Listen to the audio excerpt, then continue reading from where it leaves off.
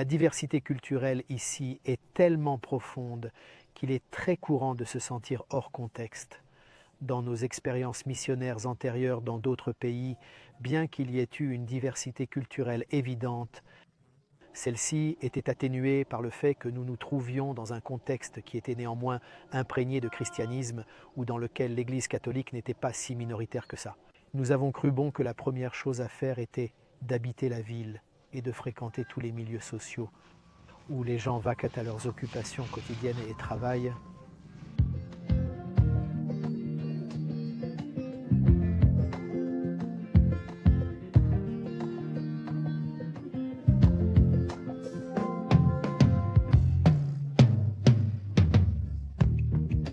Nous sommes là pour les personnes et tout ce qui les concerne nous concerne et nous regarde.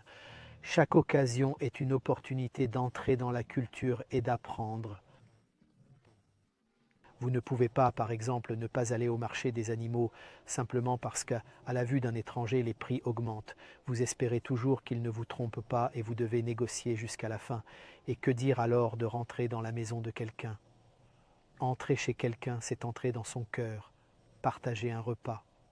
Autant d'occasions de faire preuve d'empathie. Et celle du repas, nous l'appelons la pastorale de la fourchette. Et nous le faisons très bien. Le quotidien est le terrain de l'évangélisation. La tranchée, la première ligne à ne pas déserter, est le lieu où naissent les relations les plus impensables et où Dieu fait toujours se produire quelque chose.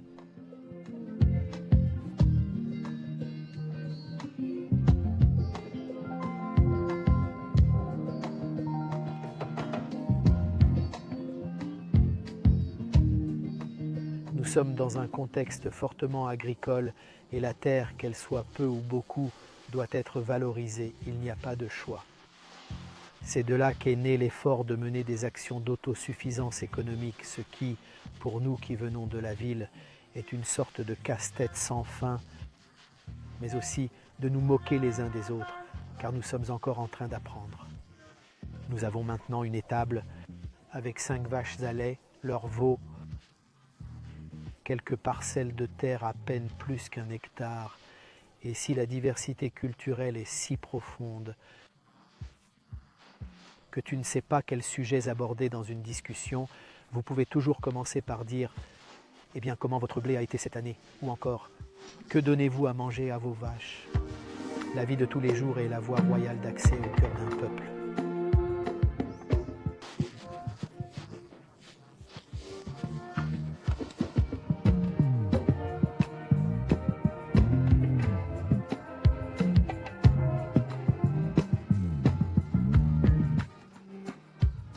Ici, dans la préfecture, nous réfléchissons souvent au fait, ou plutôt à la proportion écrasante entre les 30 années de la vie de Jésus à Nazareth et les 3 années à peine de sa prédication en Palestine.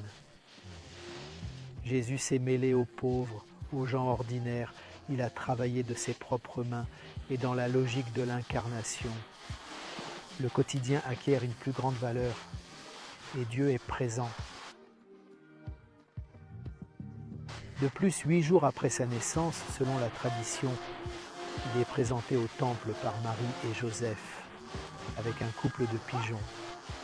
Il s'agissait de l'offrande prévue pour les familles aux revenus les plus bas, signe de la forte communion de Jésus avec le peuple et les plus pauvres.